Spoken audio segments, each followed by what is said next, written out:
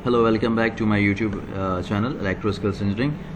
Friends, आज जो है हमने माइक्रोमास्टर सीमेंस की जो वीएफडी है 420 माइक्रोमास्टर, इसके ऊपर देखना है, इसके पैरामीटर्स के बारे में देखना है, इसकी वायरिंग डायग्राम के हिसाब से इसके जो पूरे ब्लॉक डायग्राम है उसके हवाले से देखना है। ठीक है, तो वीडियो को स्टार्ट करते हैं, लेकिन वीडियो में आगे बढ़ने से पहले मेरी आप लोगों से एक रिक्वेस्ट है कि अगर आप लोगों ने मेरे चैनल को सब्सक्राइब नहीं किया तो काइंडली मेरे चैनल को सब्सक्राइब कर दें। ठीक है, चलें वीडियो में आगे बढ़ते हैं। और यहाँ पर अगर मैं आपको दिखाऊं, सबसे पहले हम इसके पावर टर्मिनल को देखते हैं। ठीक है, पावर टर्मिनल हमारे पास क्या है, यहाँ पर क्या है, ये इसका एसडीपी है और एसडीपी यहाँ पर आप बीओपी है, इसका बेसिक ऑपरेशनल पैनल जो होता है। ठीक है, फिर ये एओपी एडवांस ऑपरेशनल पैनल होता है। ये मैं आपको आगे स्लाइड्स में डिटेल में बता दूँ, लेकिन क्या होता है, इसकी जो बॉडी है ये वाली, ठीक है, इसको क्या करते हैं, सबसे पहले इसके ऊपर एक इसको रिलीज़ करने के लिए यहाँ पर इसको पुश करना होता है हमें। ठीक है, और फिर इसको स्लाइड करना होता है तो ये रिलीज़ हो जाता है और फिर इस तरीके से कुछ यहाँ पर आपके पास डिस्प्ले पे आता है। ये यहाँ पर इसकी टर्मिनेशन होती है, तो हम इसको स्लाइड करके निकालेंगे तो हमारे पास ये इस तरीके से हो जाएगा। यहाँ पर मैं आपको दिखा सकता हूँ, ये लाइन और न्यूट्रल से भी ऑपरेट हो सकता है। अगर आप इसको single phase line neutral input पर देते हैं इस ड्राइव को, तो क्या होगा, यहाँ पर अगर आप देखें L1 लाइन कंसीडर होगा। अगर आप इसको सिंगल फेज देना चाह रहे हैं तो जो आपका L1 है वो आपका लाइन होगा। ठीक है, इसके बाद जो आपका L2 है वो आपका न्यूट्रल का टर्मिनल होगा। मतलब ये वाला जो टर्मिनल है आपका, ये आपका L हो जाएगा और ये N हो जाएगा। लाइन आपने इस टर्मिनल पे दी थी एंड देन न्यूट्रल आपने यहाँ दी थी, आपकी VFD एनर्जाइज हो गई। ठीक है, बट इंडस्ट्री में क्या होता है, हम 3 फेज यूज़ करते हैं, तो इंडस्ट्री में 3 फेज यूज़ करने के लिए हमारे पास L3 L2 L1, यानी फ्रॉम हेयर, यहाँ से हमारे पास L1 है, L2 है और L3 है। आप सिंगल फेज पे भी VFD को ऑपरेट करा सकते हैं, बट क्या होता है, अगर आप 3 फेज पे VFD को ऑपरेट कराएंगे, उसको इनपुट 3 फेज प्रोवाइड करेंगे, तो क्या होगा, उसकी एफिशिएंसी अच्छी रहेगी। ठीक है, उसमें जो है उसकी लाइफ अच्छी रहेगी। But some VFDs can be operated in after providing line और न्यूट्रल, तो इट्स ओके। यहाँ पे इसका अर्थ का सिंबल है और यहाँ से आप आउटपुट लेंगे। ठीक है, UVW आपके पास आउटपुट होता है, जो मोटर पे आपके पास RST जाएगी। ठीक है, मैं पहले भी वीडियोज़ में बता चुका हूँ अपनी। अच्छा, इसके बाद हमारे पास क्या है, माइक्रोमास्टर 420 की जो वायरिंग है ये मैं दिखाता हूँ आपको। वायरिंग में देखिए हमारे पास क्या है, सबसे पहले हमारे पास ये जो 8वां टर्मिनल है, ये क्या है, 24 वोल्ट आउटपुट निकालना है। हमने क्या किया, यहाँ से 24 आउटपुट को लूप बना दिया, इस सेलेक्टर स्विच में भी दे दिया। ठीक है, इस दूसरे सेलेक्टर स्विच में, इस पुश बटन में, इन तीनों को हमने क्या किया, 24 वोल्ट आउटपुट जो है कॉमन करके प्रोवाइड कर दिया। अब जब मेरा स्टार्ट स्टॉप वाला पुश बटन है, इसके सिग्नल को मैंने कहाँ पे, 5 पे कनेक्ट कर दिया। ठीक है, मतलब जब ये सिलेक्टर स्विच ऑन होगा तो ये 24 वोल्ट वाली जो रेड वाली लाइन है, ये यहाँ से 24 वोल्ट निकालेगी and then it will go to the terminal number 5। तो ये टर्मिनल नंबर 5 क्या करेगा, स्टार्ट कर देगा मेरी ड्राइव को। इसके बाद एक्नॉलेज की कमांड है। ठीक है, VFD किसी चीज़ को एक्नॉलेज कर रही है तो वो सिग्नल कहाँ पे जा रहा है, 7 में जा रहा है। आगे मैं इस चीज़ को डिटेल में दोबारा बताऊंगा। इसके बाद अगर आप देखें, यहाँ पे रिवर्सिंग कमांड है। ठीक है, अगर आपने अपनी जो है ड्राइव को, अपनी मोटर को जो है रिवर्स फॉरवर्ड पे चलाना है, या रिवर्सिंग कमांड है, तो वो क्या हो रहा है, यही वाला जो लूप था हमारा 24 वोल्ट वाला जो था, जो हम ड्राइव से ही ले रहे थे, उसी को हमने क्या किया, यहाँ पर लाकर टर्मिनल नंबर 6 पे कनेक्ट कर दिया। इन टर्मिनेशन को हम कंट्रोलिंग के लिए यूज़ कर रहे हैं। ठीक है, याद रहे, पहले वाली जो टर्मिनल्स है हमारी, ये हमारे पास पावर के लिए थी। ठीक है, जो हम इसकी पावर टर्मिनेशन कर रहे थे। Now right now what I am talking about is just for controlling. किस तरीके से हमें एक्सटर्नल हार्डवायर के थ्रू अपनी VFD को कंट्रोल करना है। ठीक है, और यहाँ पर अगर आप देखें तो यहाँ पर क्या है, 24 वोल्ट यहाँ से निकल रहा है और ये हमने 10 वोल्ट यहाँ से निकल रहा है और इस 10 वोल्ट को हमने कॉमन करके पोटेंशियोमीटर पे दिया और इसके आउटपुट को हम ले रहे हैं। ठीक है, मतलब हम पोटेंशियोमीटर से भी अगर चाहें अपनी मोटर को जो कंट्रोल कराते हैं, वो ड्राइव के ही 10 वोल्ट को यूज़ करके ड्राइव में ही 0 to 10 वोल्ट की वेरिएशन के साथ हम इसको प्रोवाइड करा सकते हैं। ये मैं आगे भी इसको दिखाता हूँ यहाँ पर, लेकिन सबसे पहले यहाँ पर देखें, यहाँ पर हमारे पास जो स्टैंडर्ड डिस्प्ले होता है, जैसे मैं अगर आपको यहाँ पर दिखा सकूँ, ये वाला जो हमारे पास ऑपरेशनल, इसका BOP, ये बेसिक ऑपरेशनल पैनल है। मतलब इससे आप जो है सिर्फ इससे आप डिस्प्ले देख सकते हैं, स्टैंडर्ड जो आपके पास डिस्प्ले होता है। ठीक है, मोटर फॉल्ट पे गई है, रन की कमांड है, ठीक है, या तो स्टॉप है, तो आपको रेड और जो है आपकी ग्रीन लाइन जो है LED जो है यहाँ पे शो हो रही होगी। ठीक है, इसके बाद क्या आता है, BOP हमारे पास आता है, बेसिक ऑपरेटर पैनल ऑप्शन। इससे आप कुछ पैरामीटर्स भी इसकी जो है आप एक्सेस कर सकते हैं। ठीक है, BOP क्या है, आपका बेसिक ऑपरेशनल पैनल है, ऑपरेटर पैनल है, जिससे आपका ऑपरेटर या आपका टेक्नीशियन या इंजीनियर जो भी है, वो इसकी कमांड को देख सकता है, उस पर जो है इसकी जो RPM वगैरह की सेटिंग उसको भी चेंज कर सकता है। डिपेंड्स अपॉन द सिचुएशन कि किस आपके कंडीशन पे आपकी VFD जो ऑपरेट हो रही है। Now if talk about advanced operator panel, ये ऑप्शनल होते हैं ये दोनों, क्योंकि आपको क्या होता है, आपको सिर्फ स्टेटस देखना होता है अक्सर, क्योंकि आपने एक बार इसकी पैरामीटर की सेटिंग कर दी तो दैट्स इनफ। लेकिन क्या होता है, अगर आपको एडवांस्ड ऑप्शनल चाहिए, मतलब कि आपके पास आप चाहते हैं कि अगर आपको अपनी VFD में जो उसके पैरामीटर, एडवांस पैरामीटर, अगर आप उसको एक्सेस करना चाहते हैं, so you need to use the AOP। AOP क्या है हमारे पास, ये रहा AOP, एडवांस्ड ऑपरेटर पैनल। मतलब आप इन तीनों को यूज़ कर सकते हैं एक टाइम पे। ये कहाँ पर कनेक्ट होगा, it will be connected somewhere here, ठीक है। ये जब रिलीज करेंगे तो it will be shown like that, okay. अच्छा, आई होप आपको ये चीज़ समझ आ रही हो। इसके बाद सबसे इंटरेस्टिंग चीज़ है इसके ब्लॉक डायग्राम को देखते हैं। ब्लॉक डायग्राम को हम थोड़ा सा इस पर हमारा एम्फेसाइज होगा, क्योंकि इस पर हम एम्फेसाइज इसलिए करेंगे क्योंकि ये बहुत इंपॉर्टेंट चीज़ है, ठीक है। आपको वायरिंग समझ आ गई, दैट्स गुड, लेकिन जब तक आप ब्लॉक डायग्राम को सही से नहीं समझेंगे, you will not be able to access any parameters और वायरिंग। अच्छा, अब क्या है, यहाँ पे इन्होंने ऑपरेटर पैनल लगा रहा है। अब ये BOP आपका जो है नहीं है, ये BOP है आपका, ये AOP है, डिपेंड्स। अब क्या होगा, यहाँ से आप इसके पैरामीटर्स को सेटिंग कर सकते हैं। Whenever you try to set the parameter और feed the parameter, so it will directly access to your CPU of your VFD, यानी आपका जो कंट्रोलर है VFD का, उससे ये डायरेक्टली क्या करेगा, कम्युनिकेट करेगा, ठीक है, बोथ डायरेक्शन। आपकी ड्राइव ट्रिप हो रही है तो कंट्रोलर बताएगा आपके BOP पे कि भाई आपका जो आपकी ड्राइव है वो ट्रिप हो गई है, ठीक है, ओवर टेम्परेचर है, ओवर वोल्टेज है, अंडर वोल्टेज है, व्हाट काइंड ऑफ जो है आपका कोई सा भी रीज़न हो सकता है, उस पर आपको ये पता चल जाएगा। अच्छा, बेसिकली जो मैं बात स्टार्ट कर रहा हूँ वो यहाँ से कर रहा हूँ। हमने देखा कि हम लाइन न्यूट्रल से भी कर सकते हैं और 3 फेज L1, L2, L3 भी प्रोवाइड कर सकते हैं। ये AC का सिंबल है, यानी आप उसको AC प्रोवाइड कर रहे हैं, and then this converter is converting your AC signal को DC में कन्वर्ट कर रहा है, ये DC का सिंबल है। ये सेक्शन हमारा क्या हो गया, कन्वर्टर का सेक्शन हो गया। कन्वर्टर के बाद DC में जो भी हमारे पास रिपल्स, कुछ भी नॉइस, एटेन्यूएशन आती है, तो उसमें क्या करते हैं, हम कैपेसिटर्स लगाते हैं। वो कैपेसिटर स्मूथ DC वोल्टेज आपको प्रोवाइड करती है। फिर इसके बाद हम दोबारा DC टू AC बना रहे हैं 3 फेज। क्यों बना रहे हैं, क्योंकि ये हमारा इन्वर्टर सेक्शन है। ये कन्वर्टर था, कन्वर्टर ने क्या किया, AC को DC में बना दिया, चाहे ये 3 फेज AC हो या सिंगल फेज AC हो, कन्वर्टर उसको सिंगल फेज DC में बना रहा है। देन उसको कैपेसिटर रिपल उसकी जो है रिमूव कर रहा है, नॉइसेस रिमूव कर रहा है। फिर यही प्योर DC आपका क्या कर रहा है, इन्वर्टर सेक्शन में जाता है। इन्वर्टर सेक्शन क्या करता है, DC को 3 फेज AC में बनाता है।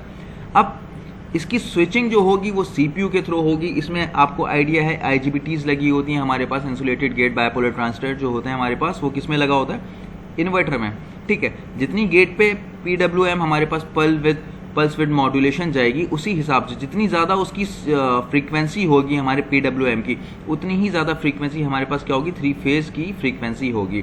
और जितनी ज़्यादा फ्रीक्वेंसी होगी उतना हमारे पास क्या होगा, मोटर के RPM बढ़ेंगे, ठीक है। तो लोग ये सोचते हैं कि यार हमने 3 फेज अगर इनपुट भी दिया तो हम वापसी उसको जो है हम वो DC में कन्वर्ट करके फिर AC 3 फेज आउटपुट ले रहे हैं। तो क्या हुआ, हम दे तो 3 फेज आउटपुट इनपुट दे रहे हैं और आउटपुट भी 3 फेज ले रहे हैं, तो बीच में हम क्या ऐसा कर रहे हैं। तो भाई आप जो इनपुट दे रहे हैं 3 फेज, आप उसकी फ्रीक्वेंसी को वेरी नहीं कर सकते हैं जब तक वो DC में कन्वर्ट ना हो जाए, ठीक है। DC में कन्वर्ट होने के बाद IGBT की जो स्विचिंग हम कर रहे हैं PWM देकर IGBT के गेट पे, उससे हमारे पास 3 फेज पे जो है फ्रीक्वेंसी चेंज हो रही है आउटपुट पे, ठीक है। अच्छा, इसके बाद हम जो है थोड़ा सा इसको देखते हैं। ये देखें हमारा एनालॉग टू डिजिटल कन्वर्टर है। एनालॉग टू डिजिटल कन्वर्टर क्यों होता है, क्योंकि हम यहाँ पे पोटेंशियोमीटर यूज़ कर रहे हैं। पोटेंशियोमीटर क्या करता है, 0 to 10 वोल्ट हमारी जो ये VFD है, VFD के टर्मिनल जो हमारे पास है वो क्या निकाल रहा है, 10 वोल्ट निकाल रहा है। टर्मिनल नंबर 1 10 वोल्ट निकाल कर क्या कर रहा है, वो उसको अगर आप उसकी रेजिस्टेंस को इंक्रीज करेंगे, मैक्सिमाइज कर देंगे तो वो 0 वोल्ट हो जाएगा, और बिल्कुल मिनिमम कर देंगे रेजिस्टेंस को तो वो 10 वोल्ट होगा। तो हम VFD के ही 0 to 10 वोल्ट को यूज़ करके VFD को ही प्रोवाइड कर रहे हैं और इससे मोटर को कंट्रोल करा रहे हैं उसके RPM को, ठीक है।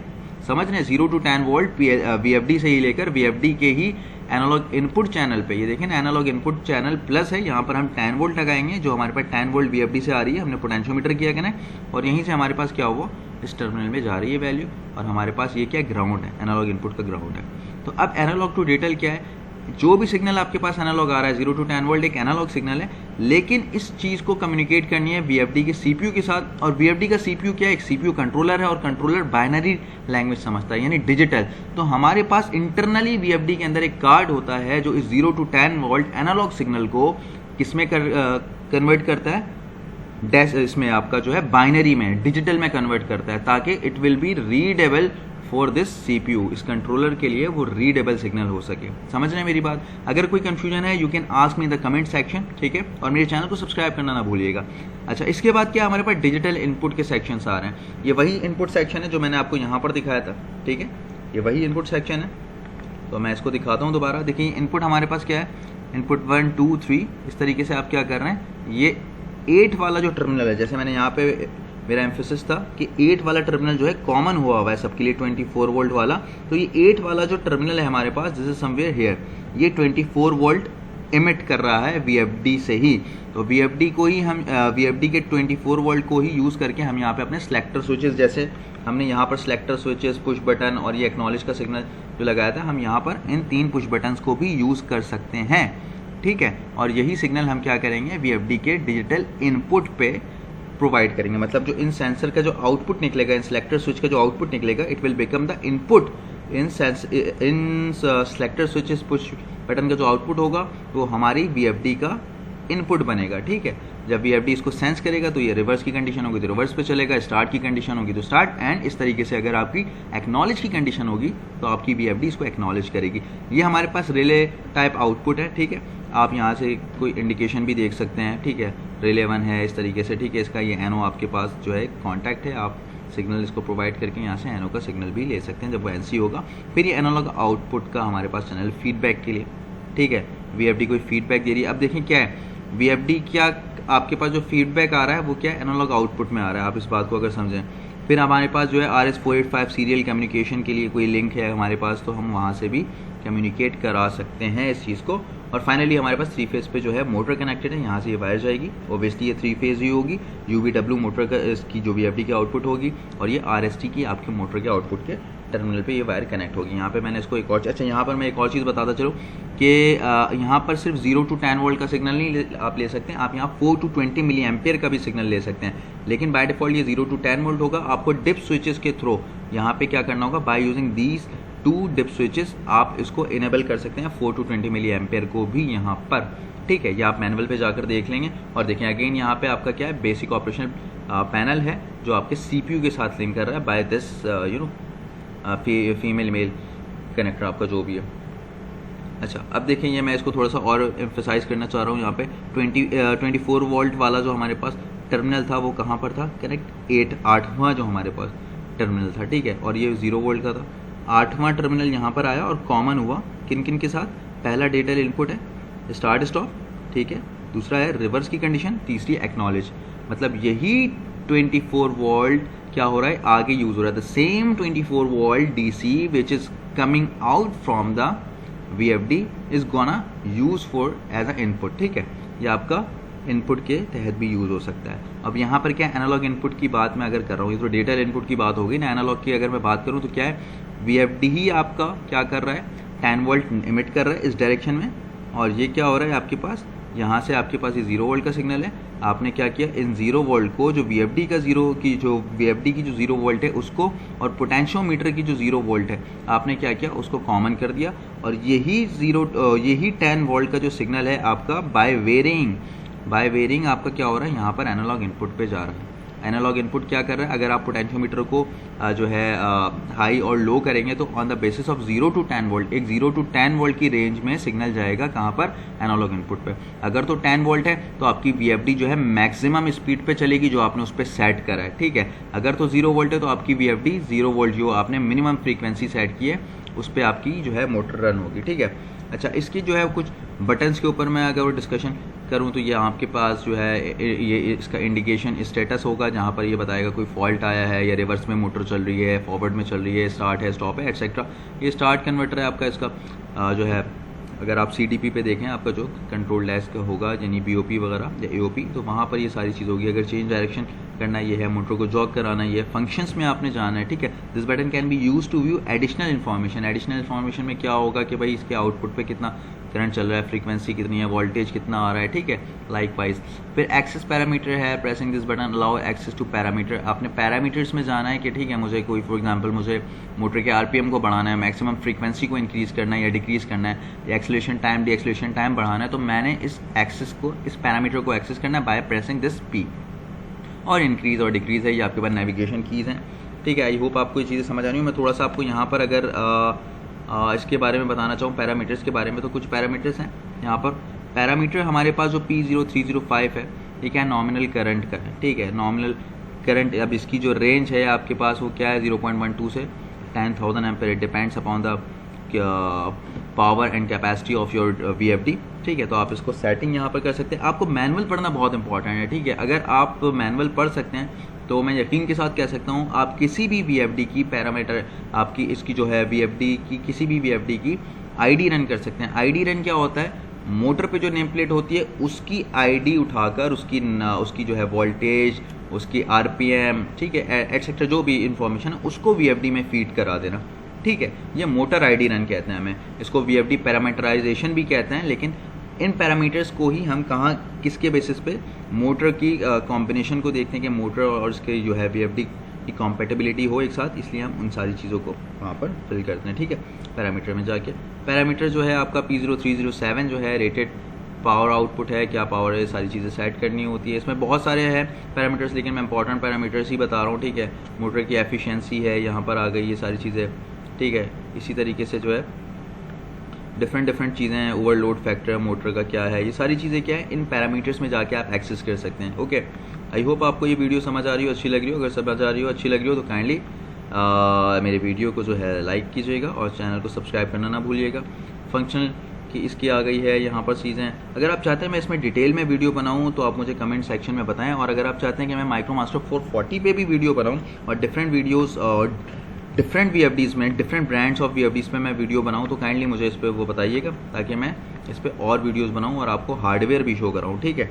तो फॉर द टाइम बिंग इतना ही। मैं और जो है इनके पैरामीटर्स को लेकर एक बार फिर आपकी खिदमत में हाजिर होऊंगा। तब तक के लिए अपना ख्याल रखिएगा और मेरे चैनल को सब्सक्राइब कीजिएगा। Thank you.